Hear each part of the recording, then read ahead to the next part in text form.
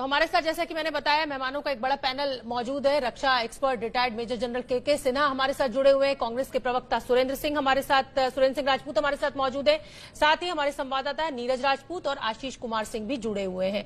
नीरज का मैं सबसे पहले रुख कर लेती हूँ। नीरज, अगर पूर्व प्रधानमंत्री मौजूदा प्रधानमंत्री को कोई सलाह देते हैं तो इसको राजनीति की नजर से देखा जाना चाहिए या अपने अनुभव से वो कुछ कहना चाहते हैं उसको उस नजरिए से देखा जाना चाहिए? बिल्कुल शोभना, आपने बिल्कुल ठीक कहा। इसको राजनीति के नजरिए से नहीं देखना चाहिए, 10 साल के अनुभव के हिसाब से देखना चाहिए, क्योंकि मनमोहन सिंह 10 साल तक देश के प्रधानमंत्री रहे। और सबसे पहले अगर बड़े विवाद की बात करें हाल के सालों में, तो हमने देखा कि जो डीबीओ में डेप्सेंग वैली में जो डिस्प्यूट हुआ, जिसमें 73 दिन तक 25 दिन तक, माफ कीजिए, 25 दिन तक जो फेस ऑफ चला था दोनों देशों की सेनाओं के बीच में, ये उसी के पास ही है। गलवान घाटी उसी के पास है, डीबीओ के पास है। उन्होंने देखा है कि किस तरह की नेगोशिएशंस हुई थी, हार्ड नेगोशिएशंस की गई थी और टॉप हायरार्की ने नेगोशिएशंस की थी दोनों देशों की। उसके बाद जाकर मामला सुलझा था, डिप्लोमेसी लेवल पर जाकर मामला समझा था। और प्रोपेगेंडा वॉर उस टाइम हमने देखा नहीं था दोनों तरफ के देशों की तरफ से जो हो रहा था, जैसे चीन लगातार कर रहा है, वैसा नहीं देखा गया था उस दौरान। तो इसलिए इसको अनुभव के तौर पर देखना चाहिए, जो पूर्व प्रधानमंत्री मनमोहन सिंह जो नसीहत दे रहे हैं। सुरेंद्र सिंह राजपूत का मैं रुख करना चाहूंगी। सुरेंद्र जी, आपने नीरज जी को भी सुना। इस समय अच्छा ये नहीं होता कि ट्वीट कर सलाह देने से बेहतर होता कि आप 1 to 1 प्रधानमंत्री नरेंद्र मोदी को चिट्ठी लिखते और उनको समझाते या सलाह देते या मशवरा, जो भी आप इसको समझे? पब्लिक फोरम पे एडवाइस देने से सवाल तो खड़े होते हैं।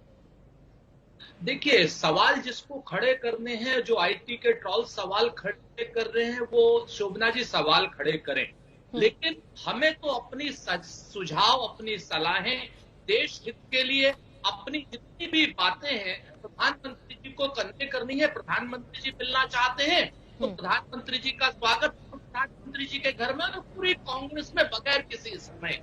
लेकिन प्रधानमंत्री जी के पास क्योंकि समय नहीं है हम लोगों की बातें सुनने के लिए, सर्वदलीय बैठक में आपने देखा कि अगर हम अपनी चिंताएं, हमारी चिंताओं को राजनीति के रूप में लिया जा रहा है। आदरणीय पूर्व प्रधानमंत्री जी ने जितनी बातें कही, मैं नीरज जी से बिल्कुल पूरी तरीके से इत्तेफाक रखता हूं कि उनमें एक एक शब्द प्रधानमंत्री जी को विनम्रता पूर्वक मानना चाहिए।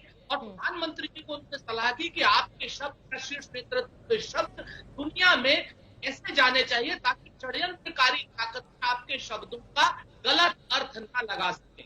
आप भी जानती हैं, आपका चैनल भी जानता है, पूरा देश भी जानता है कि प्रधानमंत्री जी के शब्दों का गलत अर्थ निकाला गया, निकला या किस तरीके से भी हुआ। अगर प्रधानमंत्री जी इस तरीके के शब्दों का इस्तेमाल न करें तो ज्यादा बेहतर हो। और इनको लेकर के आईटी ट्रॉल्स जो है, साइबर चीन की आर्मी से लड़ने की जगह कांग्रेस को देशद्रोही साबित करने पे लगे रहते हैं। राजनीति वो कर रहे हैं, को राजनीति से बात करना चाहिए। सुरेंद्र जी, राजनीति तो दोनों ही तरफ से होती है ना। जब आप सत्ता में रहते हैं तो वो करते हैं, आज वो सत्ता में बैठे हैं तो आप कर रहे हैं। आप भी तो राहुल गांधी लिख रहे हैं ना, सुरेंद्र मोदी लिखना, सरेंडर मोदी चाह रहे थे लेकिन लिख रहे हैं सुरेंद्र मोदी। तो सियासत तो आपकी तरफ से भी खूब हो रही है, तो ऐसा आरोप तो आप लगाइए मत। इस समय मिलजुल कर साथ खड़े होने का वक्त है। कोई सलाह देनी है तो 1 to 1 चिट्ठी लिखिए ना सर। पब्लिक फोरम पर करके क्यों खबर बनाना चाहते हैं आप लोग?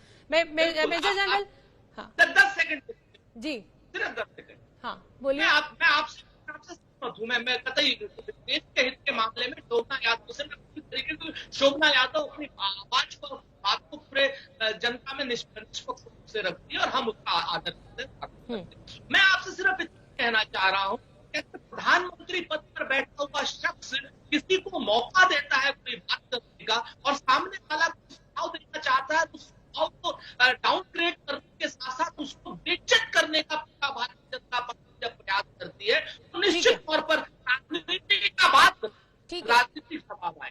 ठीक है, मेजर जनरल के सिन्हा का मैं रुख करूंगी।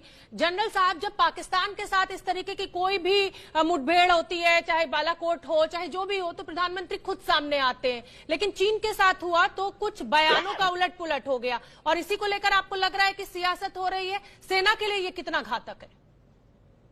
देखिए शोभना जी, पहले तो आपको ये समझना पड़ेगा कि जब आप कंपेयर करती हैं पाकिस्तान और चाइना को एक ही सांस में, एक ही वाक्य में, तो सही नहीं है। ठीक है, पाकिस्तान और चाइना का कोई मुकाबला नहीं है। और आज की परिस्थिति में, खास करके पोस्ट कोरोना और कोरोना के दौरान जो पूरी विश्व आप देखिए जो स्थिति है, उस बीच में जब आप कहेंगे कि प्रधानमंत्री आते हैं पाकिस्तान के संदर्भ में खुद बोल जाते हैं, यहाँ पर छुपे छुप, देखिए कभी आज तक आपने देखा है कतर के पहले कोई मोबिलाइजेशन? कभी नहीं हुआ इतनी बड़ी मोबिलाइजेशन, जबकि थल, नभ और वायु में, और प्रधानमंत्री ने कहा है मनमोहन सिंह बहुत ही अनुभवी हैं और उनकी बात जो सबसे अच्छी उन्होंने आपने दिखाया, वो कहते हैं कि राष्ट्र और रक्षा नीति से बढ़कर कुछ हो ही नहीं सकता। तो ये बहुत बड़ी बात है। मगर आप बताइए, जब देश जूझ रहा है, शहादतें हो रही हैं, और ये नहीं, सबको पता है, इन सबको पता है, ये मत सोचिए कि जो आपको ग्लोबल टाइम चलाता है आज के दिन में, वो जवान यदि यहाँ के पेपरों में भी निकले और कुछ लोग उसको उठाएं, चाहे उसमें कुछ हम रक्षा के लोग भी इन्वॉल्व हैं, और फिर आप बातें करें डर गया, छिप गया, सरेंडर कर दिया, ये क्या चीजें हैं जब हमारी शहादतें हो रही हैं? हम ये नहीं मानते। मैं तो ये मानता हूं कि राहुल गांधी भी उतने ही जाबाज हैं जो 16 बिहार के लोग जाबाज हैं, और हमारे प्रधानमंत्री उससे भी उतना ही, यदि 22 हो सकते हैं और 20 नहीं हो सकते। तो ये क्या बातें हैं? और कभी नहीं हुआ, ये आप इतिहास दोहरा लीजिए, ये इसके पहले हुआ था जब हमारे को 200 साल रूल किया था, जब हमारे ऊपर यूके ने या मुगल ने शासन किया था, उस समय ये आवाजें उठती थी, लोग खंडित थे। इसके बाद 70 साल में मैंने नहीं देखा, मैंने भी 40 साल का अनुभव है, मैंने नहीं देखा कि इस तरह की बात। ये तो अब शुरू हुई है कि आप कुछ भी करें, रफाल लाए तब पकड़े, जब आप उसको बनाते हैं तब पकड़े, बोले तब पकड़े, नहीं बोले राजनीति को घुसाइएगा।